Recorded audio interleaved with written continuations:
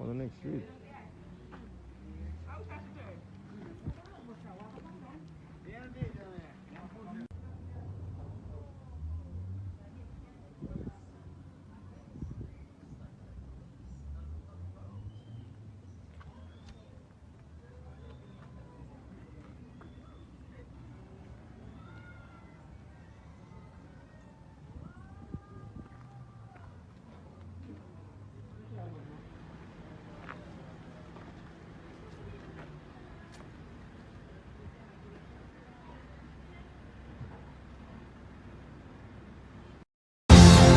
Audio Jungle. Audio Jungle.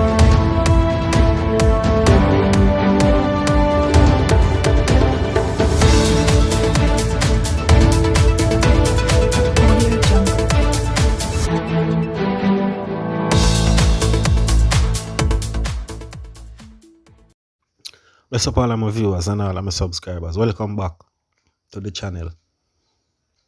So right now, drastic. 2022 has begun, and the year has recorded more than 10 slapaways so far. The place I run red my viewers and my sub. Pay body up on the ground. 1 dead, 3 injured in Chapel, in Chop Up Hill shooting in St. James. The police are probing a shooting incident in which 4 people were injured, 1 fatally in Chop Up Hill, Lilliput, St. James yesterday evening. The deceased have been identified as Chadwick Brown, otherwise called Simple, a fisherman. Jerk chicken left on the grill, along with fresh bloodstains, bullet holes, and broken glass. Today, the tale of the tragedy that took place yesterday evening. Residents say about 8 p.m. Brown and other community members were at a bar when a man on foot approached and started shooting. After the shooting subsided, it was discovered that Brown had been shot. He was rushed to the hospital in Falmouth, where the neighboring parish of Trelawney, where he was pronounced. A woman and 2 men were also taken to hospital for treatment. 1 person was admitted for observation, and 2 others were treated and released. Only a week in 2022, this is the 2nd shooting incident in Lilliput since the start of the year. Drastic. Dr. Horace Chang confident in the Zozos for Parade Gardens. Minister of National Security Dr. Horace Chang, while declaring that there is no magic bullet to fix the increasing and the brazen bloodletting in central Kingston and other crime-plagued communities, has expressed confidence that the newly declared zones of special operation (ZOZO) will slow the bloodshed in Parade Gardens in the division. The operation, which was declared this morning, is also expected to affect Rose Garden, Almantown, and downtown Kingston, as well as section of East Kingston. It will remain in place for 60 days. Fueled by a gang feud between the 2 main gangs in the division since last year, Kingston Central has recorded 79 slapaways in 2021, a 55% increase when compared to 2020, the 2nd highest increase in crime across all police divisions. Additionally, Parade Gardens, which accounted for 16 of those deadly attacks, is currently ranked among the top 10 communities with the highest fatalities across the country. Speaking at a press conference this morning to announce the implementation of the zones of operation, Chang said despite the institution of intense police activities in the division, which has resulted in several gang leaders being arrested and the migration of several others out of the community. There is still a need for further intervention. It is intense and persistent, he said. The brazenness of criminals in this era is reflected in the cowardly attack that took the life of the 10-year-old Jazira Taylor Tyrrell a few days back. But immediately after a 48-hour curfew in the very same community, a result of that event, there was another slapaway almost very next day as the police move out of the curfew activities, said Chang. As a result, Chang said the situation in central Kingston demands special security measures such as the use of the Zozo that will not only immediately reduce the homicide rates, restore a scene of safety and normality, but will also provide the foundation for a couple transformation of the community, which requires special social intervention.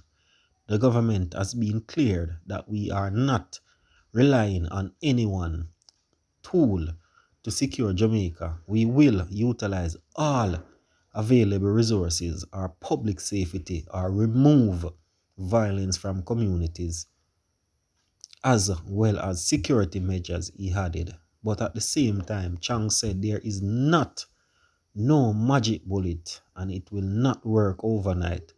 The Zozo is particularly a long-term, medium-term activity, but there is a benefit of immediate reduction of homicide. And what do that? There's an immediate benefit to reduce the homicide in those areas. The objective is to save lives, restore order, and pressure transformation and activities in the community, said Mr. Chang.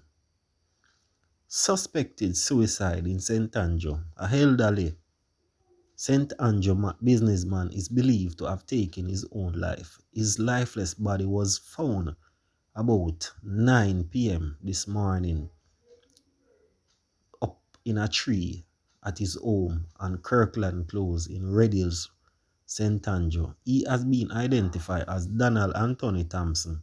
He operated a wholesale in the corporate area and was last seen about 8:30 p.m. yesterday evening. The St. Andrew North Police are investigating. More story will be coming soon. 3 more life lost in central Kingston. Despite the police issuing a recent warning that they will not allow central Kingston to remain a crime hotspot in 2022, 3 more slapaways were recorded in the era between Thursday night and Friday. The deceased are 50-year-old Sharon Joseph of Mark Lane address, 39-year-old Carl Jones, a security guard of Wellington Street, and a third victim was not being identified by the police as yet. In the first incident on Thursday night, Jones and the unidentified man were taken out by hoodlums at the intersection of North and King Street. Reports are that residents heard a barrage of cans firing coming from the area and alert the police. The men were found lying on the roadway with multiple wounds. They were taken to hospital where they were pronounced. On Friday, sometime before 12 p.m., Joseph was at her home on Mark Lane when gunmen invaded her house and shot her several times before fleeing the scene. She was transported to hospital where she died.